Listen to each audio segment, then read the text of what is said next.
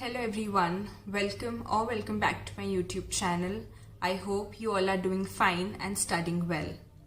In all the exams I've appeared till now, be it my 10th or 12th boards, my CA exams or the CS exams, I made it a point that I have to attempt the entire 100 marks paper.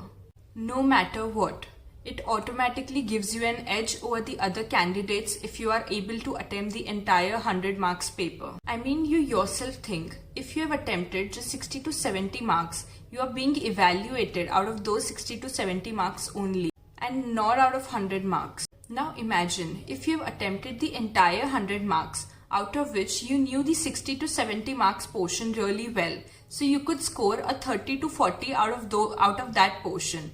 And the other portion which you didn't knew so well, but you at least attempted it, so you could score at least 10 marks out of that portion too. So you see how big a difference completing the entire paper can make. So in this video, I'm going to be talking about a few things which I did to ensure that I complete the entire paper in exams. So talking about the very first thing, practicing.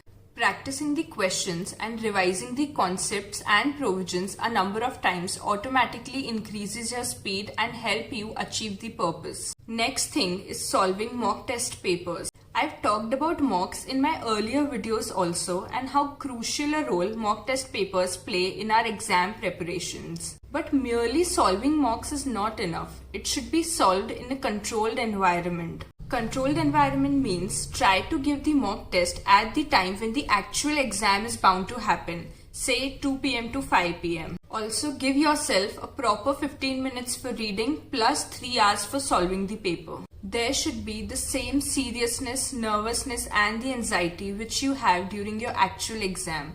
Only then mock test papers are gonna help. Talking about the next thing, utilizing your 15 minutes reading time very effectively. Now the question is how to do that.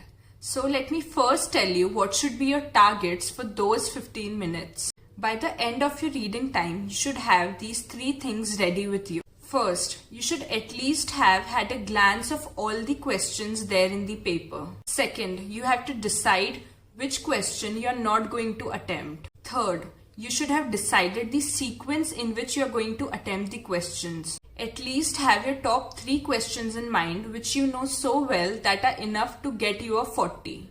Now, how to approach the question paper in those 15 minutes. So what I used to do is, I used to start reading the question paper from the last question and not the first one, because I knew that first question is the compulsory one which I anyway had to attempt. So to eliminate that one question I'm gonna skip, I used to start reading from the end. That even if I get short of time, I know at least which question I have to skip and which question I have to start with. Because out of the other questions, you should have at least 2 questions which you know very properly.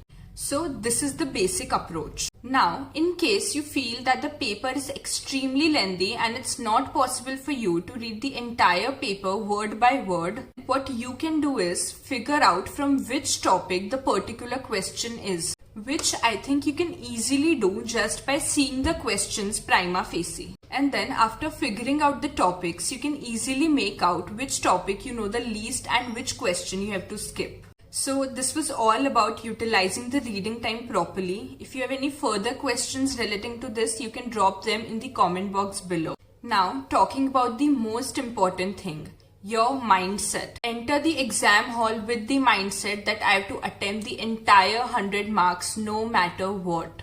All the hard work you've put in for years boils down to those 3 hours. So acknowledge this fact and just go for it.